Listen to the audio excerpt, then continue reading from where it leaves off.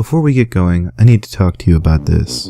Now, I'm normally not into the toy line. Hey, seeing Trixie made me think, how bad could it be? And then I really saw this. I saw the dreaded trailer, which you can easily find for Rainbow Rocks. Feel free to pause this video and go find it, but I don't recommend it. So it's coming out next fall, so I'm guessing around 6 months, give or take 2 months. I feel like we need to sit down and have an intervention with Studio B and or Hasbro. A lot of bronies went to the wall for you guys and gave a very polite, oh, Equistrian Girls wasn't that bad. I think a lot of that was us choosing to be positive. Look, it was an MLP movie, you were nervous, it was your first time, these things happen. Why is MLP Gem now? I'm not going to scream and carry on. I would like to express I have this sick feeling in my stomach after seeing this happen. Oh, on one hand, Hasbro announced that they're keeping MLP going for 5 years. 5 years, guys. That should be awesome news. I think this is our down payment for the show keeping going. Fuck me. Oh, I'm going to apologize for my own stupidity. I made an announcement earlier last week about moving a new channel, blah blah blah, and as soon as possible I'd be reviewing It Ain't Easy Being Breezy. It's Filli Vanilli. The Breezies isn't coming out for 2 weeks. Quick little fun fact, Natasha Levenger, the same writer who did Pinky Apple Pie, is doing the Breezy episode. So yeah, I'm optimistic. So I'm gonna blitz this episode. Fluttershy contradicts the established fact that she's sung in front of crowds before, so they can have an episode on Stage Fright. We lead out Fluttershy singing a solo to her animals, and of course she gets busted by her friends. Kinda reminds me like a friend or family member catching you watching this show. Fluttershy kinda spazzes out being caught, and they start to push her into performing for a charity event for the animals, which honestly makes a lot of damn sense. Pinky goes way overboard. Like, this isn't Nutty Pinky or Stupid Pinky or even Fun Pinky, it's Batshit Nuts Pinky. And Rarity baps her on the nose like she's a bad dog, and I have been waiting for someone to strike Pinkie Pie for being stupid. The writer for this episode is Amy Keating Rogers, the same one who did Bridal Gossip and Applebuck Season. That's some range. Rarity throws in the towel trying to push Fluttershy. I think Discord would have probably been a good character to play off for and pushing Fluttershy forward in this, seeing as how they're friends, and he could probably easily push her out of her comfort zone without having to worry about playing nice about it. And we get Big Mac singing in a barbershop quartet. Not quite in the background, he's the lead singer. Spike has a fangasm over Rarity and downplays everybody else. That's a typical Rarity fan right there. We get foreshadowing with Rarity saying that she loves when a plan comes together without any kind of drama, and sure enough, the next day, the ghost of Lauren Faust manifests and strikes Big Mac down with an ancient and powerful curse. During a turkey call event from the previous day, we find out that Applejack has a cooler mic than I do. That bitch. Will the turkey call champion of 6 years defend his title to make it lucky number 7? And we find out that Pinkie Pie is best turkey. Lost his voice and the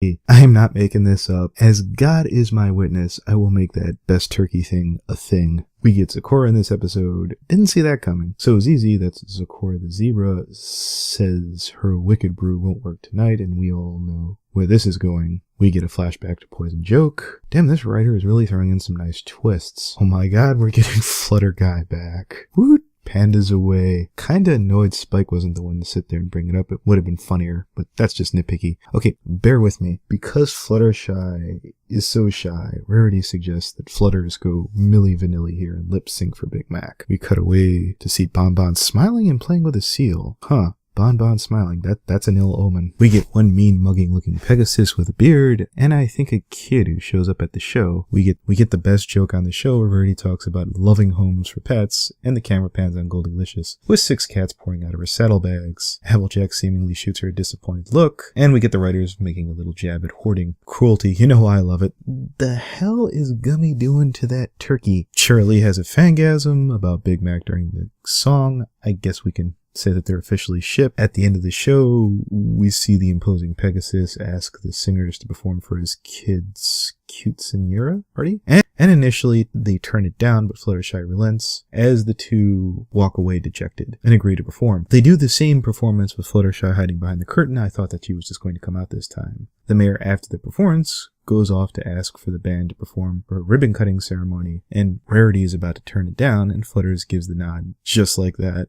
they get pulled back in. So it's a running gag. They stuff Fluttershy in a barrel this time, and her new old voice is starting to feel more creepy than funny at this point. By now, Rarity has gotten wise to the fact that Fluttershy really enjoys performing, and when the spa ponies ask Rarity crew to sing, Flutters agrees one more time. Without hesitation, Flutters ends up singing through a snorkel at the spa. You know, guys, kids watch this show. Someone might be dumb enough to try that. Hell, I'm dumb enough to try that. After a school performance, Big Mac's voice recovers. Rarity and Big Mac agree to give Fluttershy one last performance, and she gets carried away backstage, and the curtain falls. You'd think the fans watching would be confused by Fluttershy's voice. I mean, at least initially before cheering. We get a really funny Applejack scene where she winds up making the remark in a Ricky Ricardo voice, "Oh, you got some splaining to do." Pinky gives Fluttershy a second panic attack, and this one is just as shitty as opposed to funny like the first one. You know, someone needs to strike Pinky again. You know what? Fuck the score on this episode. I liked it. Even loved some parts. Let's take stock. Pinky bugged the crap out of me in this episode. Fluttershy could have used a foil for it.